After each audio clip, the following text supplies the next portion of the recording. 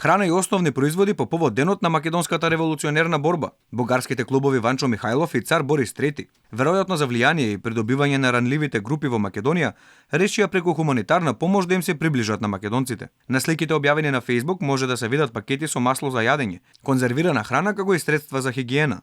Додека пак помеѓу производите, јасно може да се забележат слики од цар Борис III, логото на фондацијата Бугарска меморија, како и логото на здруженијето именувано по соработникот на бугарската фашистичка окупација за време на Втората светска војна, Ванчо Михајлов. По повод 129 години од формирањето на ВМРО, Центарот за култура Иван Михајлов Битола, Здруженијето Цар Борис Охрид, со донација на доктор Милан Врабевски и фондацијата Бугарска меморија ги поддржува семејствата во Битола и Охрид со пакети со храна. Инаку бугарскиот бизнисмен Милен Врабевски, кој е финансиер на клубовите во Македонија, неодамна во интервју изјави дека на состаноци со Пендаровски и Заев ги информирал дека во Македонија ќе се отворат клубови, за кој побарал помош и соработка. Од кабинетот на претседателот, иако потврдија дека Пендаровски на вистина имал средба со Врабевски, демантираа дека разговарале за клубовите. Врабевски своевремено тврдеше дека средбите не застанале само со највисокиот државен врв, туку дека тој се среќавал и со други актуелни македонски функционери. Неодамна тој изјави и дека отварањето на бугарските клубови е резултат на договорот за добрососедство и дека сега било дојдено време да се елиминира деценискиот страф од истакнување на бугарската самосвест